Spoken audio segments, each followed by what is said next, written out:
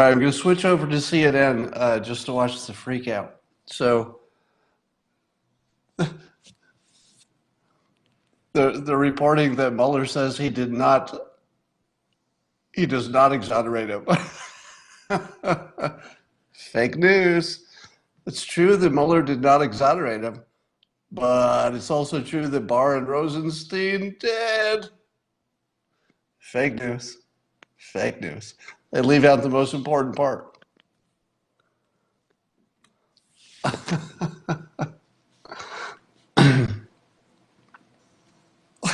I just love their unhappy faces. I'm going to show you some unhappy faces as they happen. Total vindication, he says. I give him credit. I give Tubin credit. He's saying it like it is. Total vindication. Let's see what MSNBC is chattering about. Oh, man.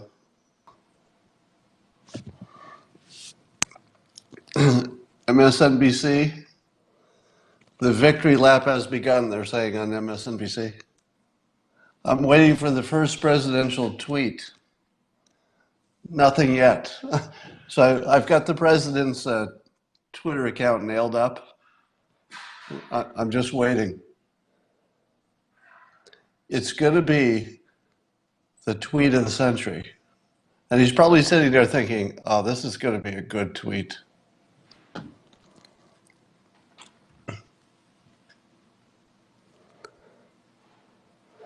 All right, I think we've heard what we're going to hear, so I'm going to give you my take on this. As we know, people do not change their mind just because the data changed. So probably there'll be not a significant difference in how the public actually thinks about this. So because data doesn't matter, but it's a huge embarrassment for CNN and MSNBC and Washington Post and the New York Times and BuzzFeed and anybody else who's been reporting on this ridiculousness. I honestly, I can't stop smiling. I'm not going to say that this is as good as election night, because that was really good. But this is almost as good as election night. And, oh, Chuck Todd's on. Chuck Todd, does he look happy? He doesn't seem happy. I don't know. Why is Chuck Todd not happy when there's such good news for the country? Is that Chuck Todd's happy face? He should be very happy about all the good news for our president and for our nation. Maybe that's just as happy as he can be. So let me refresh here, because I do not want to miss the president's first tweet on this. But let me say this. If the way the president plays this is to underplay it, it would be just the greatest thing. So I think he's going to, there's a good chance he might underplay it a little bit longer. Of course, he's going to hit it pretty hard, when it's 2020. But I think people are expecting him to take a victory lap.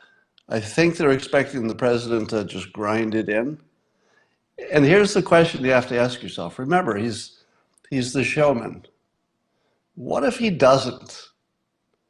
What if he doesn't? So far, he hasn't, but you could argue that it was premature. So it made sense both legally and in lots of, logical ways that he would hold back until he actually had the report. But now he has the report. It would still be frickin' genius to just hold back and just not tweet and just let the news do it for him. Because normally when he tweets, he does it to change our attention, right? But he doesn't want to change anybody's attention. The whole point of tweeting is to make you stop thinking about whatever else it was and to think about whatever Trump wants you to think about. That's why he tweets. Do you think he wants you to stop thinking about this? No, he does not. So the worst thing he could do is to become part of the story by tweeting. He's obviously, the central part of the story, but the tweet, should he do one, would not help him. It would actually move the attention where it's so good right now for him to something that would look silly and small, right? So he just won the Super Bowl. He doesn't want to kick a dog on the way out. So the tweeting at this point would be sort of like kicking a dog on the way out after you won the Super Bowl. There's just no reason for it. So, I'm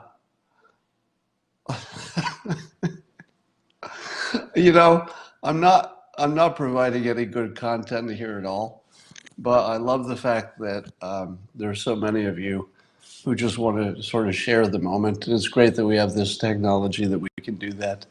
I'm just getting endless joy watching your comments go by. I can't tell you how much I enjoy just reading the comments as they're scrolling by here. They just make me happy. Now, let us talk about the good news. I mean, the good news, other than the president is not a Putin spy.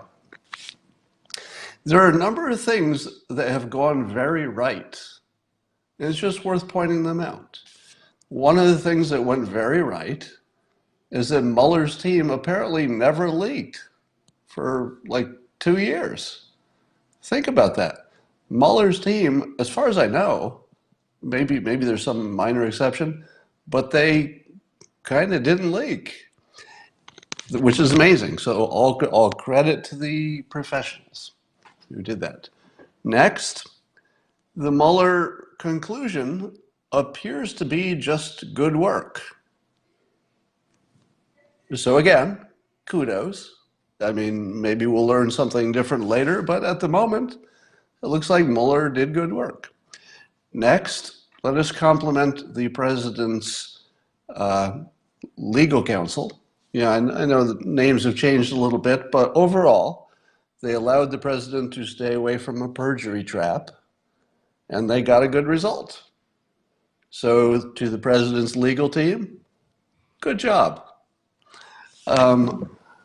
Let's also say that the system designed by the founders of the country took another stress test. So we had yet another stress test to the Constitution and the Republic, the way it was set up 240 years ago or whatever. And it was a pretty tough test. How did the system do? A+. So, we have a system where things can be ugly in the short run, but, in terms of how it ended up, nobody violated the Constitution.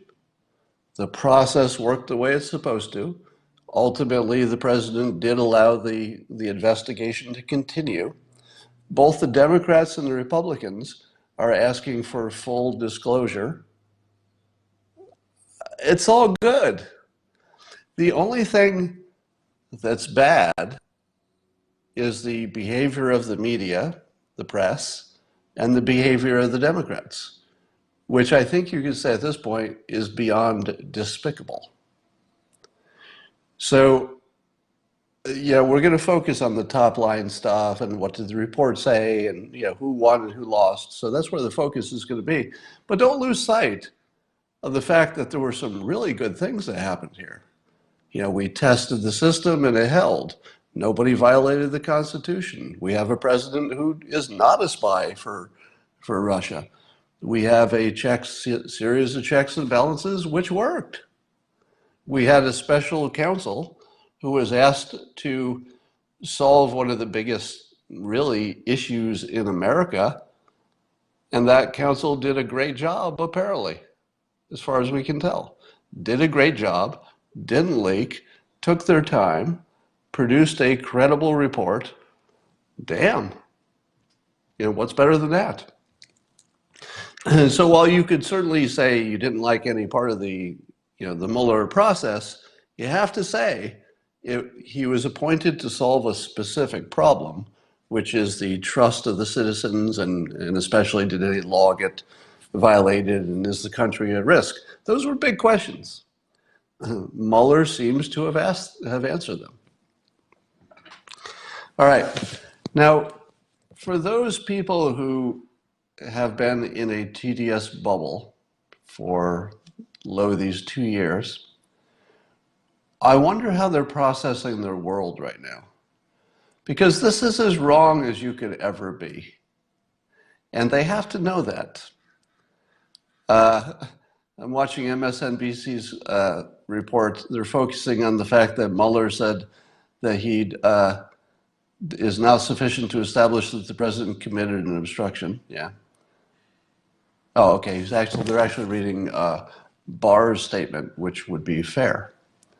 Yeah. So, what now do we make of Clapper and Brennan? Can they ever go on TV again as reliable pundits? If anybody puts either of those guys on TV again, if you ever see anybody put Brennan or Clapper on to simply act as experts, it's time to find a new news source, because let's talk about Roger Stone. Now that the president has been completely cleared, do you see any reason he can't pardon Roger Stone? Now, I don't think he can pardon Manafort, because Manafort did some serious crimes. So, maybe he waits a little and thinks about that later. I don't think he can do it right away. But correct me if I'm wrong, if the president wanted to move the news cycle, and I don't think he does, like right now he wants it, he's sitting in the pocket, that he's in the zone. The news could not be better for him, so he doesn't want to rock the boat. Doesn't want to tweet yet, probably. I'm just guessing. Strategically, he doesn't want to change anything because everything's perfect right now for the president. Doesn't want to change it.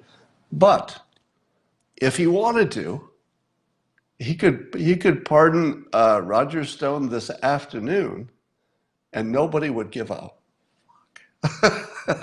Nobody would care. People would jabber about it on TV, but the public would say, do what you need to do, all right? Because Roger Stone probably got just sucked into the witch hunt part of it. So I don't know if Roger Stone deserves a pardon. I don't have an opinion on that. I just know that the president could do it at this point if he wanted to change the news cycle, which would be unwise at this moment.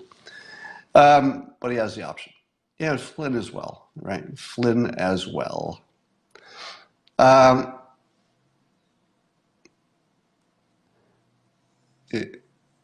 I don't know about Manafort's kind of a special case, so you have to look at that differently. So back to my original point, what do the people who believe this for 2 years, how do they go on?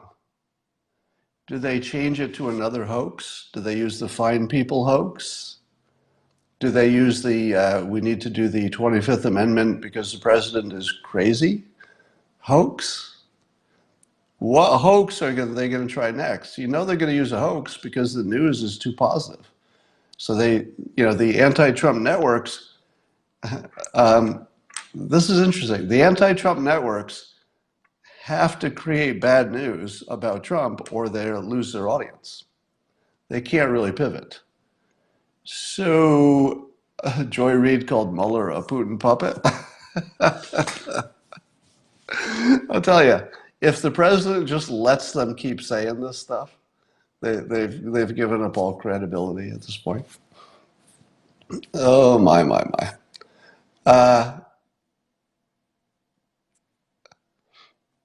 Will the Q crazy crowd, can somebody fill me in? Is the result that we're seeing now in any way something that Q predicted? Because Q is pro-Trump, so probably anybody pro-Trump predicted that that there would be no charges. So I wouldn't call that an accurate Q prediction if they predicted this outcome, because probably almost everybody here predicted it. I'm guessing that everybody watching this said, I don't believe the president did those crimes. But I'd be interested if Q had any more of a detailed prediction so that we could compare it. It would be interesting. They'll try the Electoral College? Yeah, they have to try something. So the Southern District of New York stuff, is that not, is there anything in the Southern District of New York that we know about other than the Stormy Daniels payments, which are worst case scenario a fine? That's it, right? We don't know of anything else. I suppose anything could be possible. CNN is now casting doubt on the Mueller report. Let me go over there and see what that looks like. I'm just going to have to listen to the CNN report on this. All right, I just wanted to share this moment with you. It's a tremendous day. I mean, it really is a good day. Is it good for the system? It's good for the country. I don't know what it's going to do for the stock market tomorrow, but I would expect some buyers. What do you think the stock market is going to do tomorrow? Because wasn't there a gigantic cloud hanging over the country? I suspect the stock market already anticipated no big deal. So probably the stocks won't move at all. Or they'll have a little bump, but it won't last. So we'll see. Q has predicted indictments, but Q predicted indictments of the Democrats, right? I don't think they predicted indictments of any Republicans. All right, I just want to go watch the sad faces on CNN, and I will talk to you tomorrow.